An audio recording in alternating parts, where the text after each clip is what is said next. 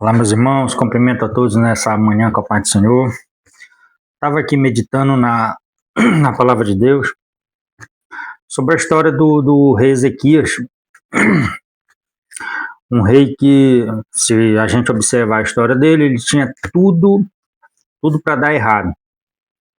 Seu pai foi um rei péssimo, horrível, seu avô também, ou seja, então ele tinha tudo para não dar certo. Mas ele propôs no seu coração em ser diferente, em fazer a vontade de Deus, seguir a vontade de Deus. Só que, em determinado momento, ele começou a passar por dificuldades. E não foi simplesmente qualquer dificuldade, ou seja, por aqui a gente já tira algo muito bom para a gente percebe que, mesmo o rei fazendo todas as vontades de Deus, seguindo seus mandamentos, fazendo tudo corretamente, não deixou de ter problema em sua vida, em seu reinado. Deus não privou ele disso. Precisou passar por isso. Na verdade, problemas gravíssimos. Podemos observar pelo menos 3 grandes problemas na vida do rei Ezequias. Quero destacar aqui os 3. O rei da Síria, o rei Senaqueribe, ele começou a cercar Judá. Começou a invadir as grandes cidades de Judá, até o ponto de chegar aos portões de Jerusalém. Só que antes disso, Ezequias já tinha fechado a cidade. E quando eles sitiaram, não tinha mais o que fazer, não tinha como sair, não tinha exército para guerrear, não tinha o que fazer. Ou seja, um exército poderoso nas suas portas, nos seus portões, o rei acuado, com toda a nação acuada, com toda uma cidade acuada dentro, fechada, cercada, não tinha o que fazer. O chefe do exército do rei da Síria, do rei Senaqueribe, poderosíssimo, já havia derrotado todos os povos que estavam à sua volta, todas as cidades que estavam à sua volta, tinha conquistado tudo, só faltava Jerusalém. Ou seja, uma ameaça gigantesca e não tinha o que fazer. E para piorar, Ezequias ainda estava doente. Ezequias estava doente. Sim, a gente observa isso pela palavra de Deus. Ezequias estava doente e de cama. Ezequias estava doente, de cama, sem condições nenhuma de guerrear, sem condições nenhuma de, ao menos, se defender. Para piorar, ainda veio o profeta Isaías e disse que aquela doença era para a morte, que Deus ia tirar a vida do rei Ezequias. E a Bíblia nos diz que Ezequias orou e chorou muitíssimo, virou o rosto para a parede, estava deitado em sua cama e chorou muitíssimo na presença do Senhor. E uma das orações mais fantásticas que você vai ver na Bíblia. Ezequias se identifica para Deus. Olha, Deus aqui é o Ezequias que está falando. O rei Ezequias, ou seja, tinha intimidade com Deus. E aqui eu percebo também pelo menos dois tipos de pessoas. Existe o crente que ora e o crente de oração. O crente que ora é o crente que vai para o culto no domingo, ou qualquer dia, ou vai todos os dias, e chega lá e quando o pastor fica de pé, vamos fazer uma oração, ele fecha os olhos, ele ora. É o crente que ora. Mas ele não leva uma vida de intensa oração. Já é diferente do crente que ora para o crente de oração. O crente de oração, ele tem intimidade com Deus e nós podemos perceber isso na oração de Ezequias. E quando a gente estuda a história de Ezequias na Bíblia, lá no livro dos Reis, aqui no livro dos Crônicas ou em Isaías, que está relatado a história do rei Ezequias, a gente percebe pelo menos 3 grandes orações que Ezequias faz. E uma dessas é essa, em que ele está doente, ia morrer, não tinha como escapar, e ainda por cima o profeta Isaías veio e profetizou que ele ia morrer. Foi Deus falando na boca do profeta. E antes mesmo que o profeta saísse do palácio, Deus mandou o profeta voltar porque atendeu a oração do rei Ezequias. Uma oração poderosa em que podemos tirar várias e várias lições. Outra hora podemos fazer um vídeo só sobre a oração de Ezequias. Mas, meus irmãos, quando ele volta, ele já volta com uma mensagem diferente. Não uma mensagem de morte, como ele veio na primeira vez, mas uma mensagem de esperança e acrescentando ainda mais 15 anos de vida para a vida do rei Ezequias.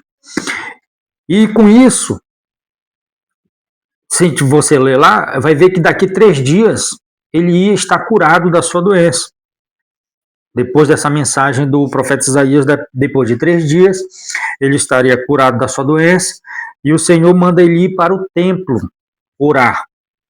Ele estava na sua casa, ele fez a oração, Deus ouviu, pediu para o profeta voltar, trazer uma mensagem de esperança, e disse que daqui 3 dias ele estaria de pé novamente, porque ele estava prostrado, estava de cama, e estaria no templo, e ele precisava ir para o templo para apresentar o problema, o real problema, o problema do chamado Senaqueribe, o rei da Síria, o seu poderoso exército que estava na sua porta, no templo. E aqui eu tiro mais uma outra lição. Tem pessoas que dizem que não tem necessidade de ir para o templo orar. Eu oro na minha casa, eu oro no meu trabalho, eu oro em tal lugar. Não.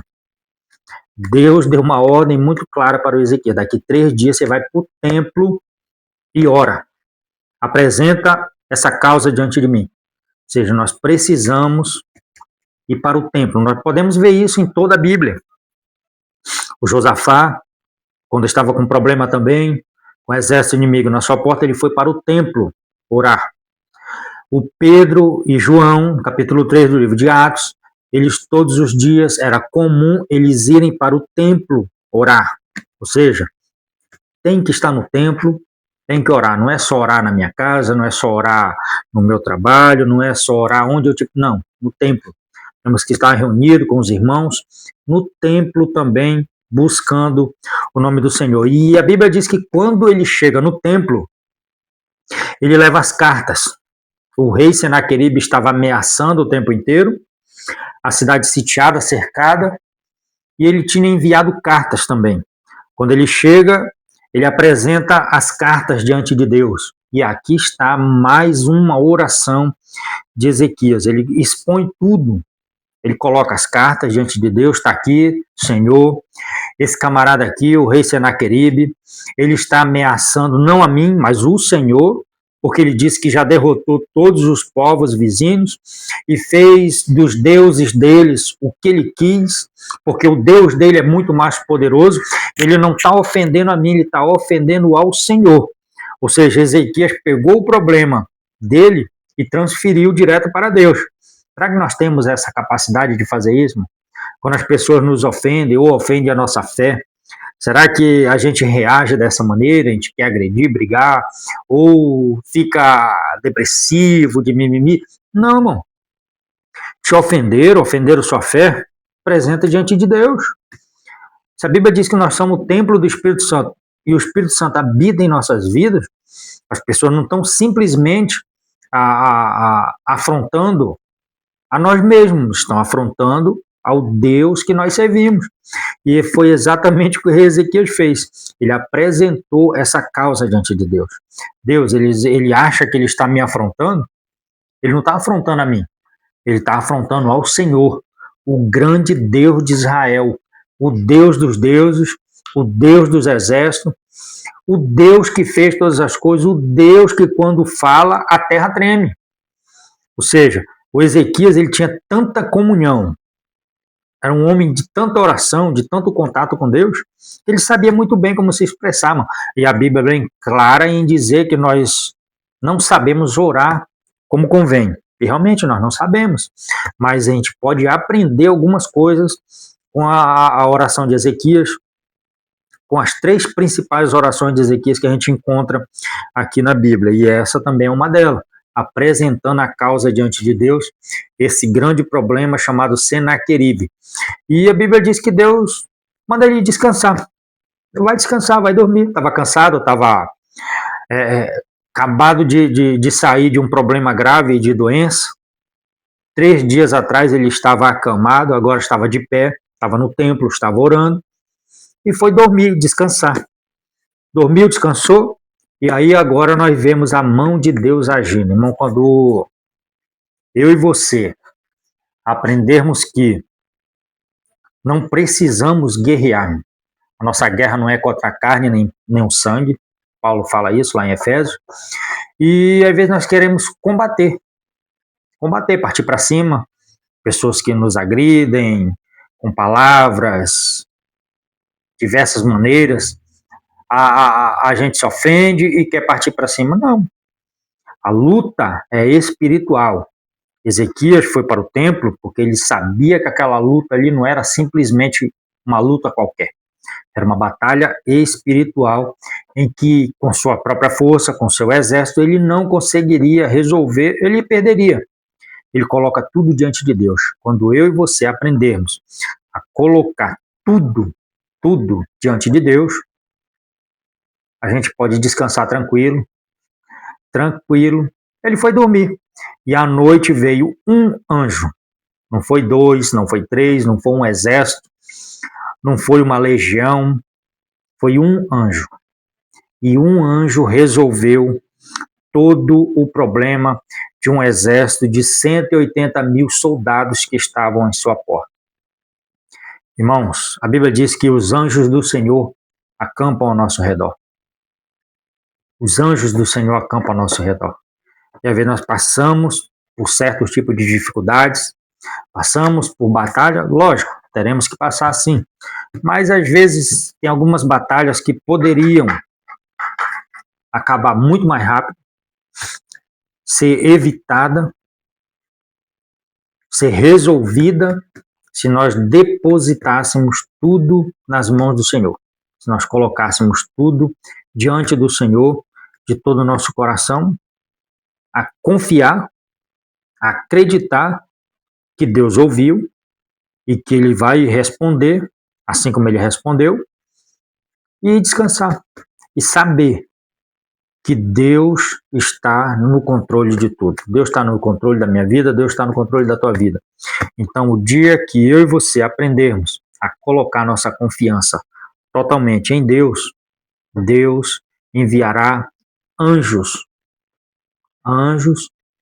para guerrear em nosso favor. Amém? Fica essa palavra. Curta, comente, compartilhe com alguém que precisava ouvir. Alguém que está passando por um problema difícil de saúde e quem sabe já não tem mais esperança. Acha que esse problema é para a morte e que não tem mais solução. Coloca diante de Deus, irmão. Coloca diante de Deus. O profeta Isaías, quando chegou lá no quarto do rei Ezequias, Ezequias estava doente e ainda disse que a doença era para a morte, ele ia morrer. Virou as costas e foi embora. O profeta falando. Só que Ezequias colocou tudo diante de Deus. Ele derramou seu coração em oração diante de Deus. E antes mesmo que o profeta saísse do palácio, a palavra mudou. A palavra mudou. Não é que Deus volta atrás, Deus se arrepende, não. É que a oração, irmão, ela é tão poderosa, a oração de um justo.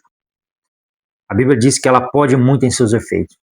Ou seja, então, se você é um justo, está passando por problema, por dificuldade, derrama o teu coração, coloca tudo diante do Senhor.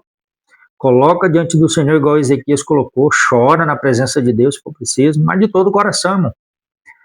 Ezequias derramou seu coração. Não tinha falsidade, não, foi de coração mesmo. E Deus concedeu mais 15 anos de vida para o rei Ezequias e uma vitória sobre o exército inimigo do rei Senaqueribe que estava na sua porta. Ou seja, 3 grandes problemas. Deus, em 3 dias, resolveu todos os 3 grandes problemas que estavam sobre a sua vida. Quem sabe que o seu problema pode ser até maior do que o do rei Ezequias, ou talvez um pouco menor, e por anos você já tem tentado de todas as formas, não tem conseguido. Quem sabe Deus tem essa palavra para o teu coração e daqui 3 dias Ele pode estar resolvendo esse problema para você no nome de Jesus. Fique com essa palavra, curta, comente e compartilhe. Amém?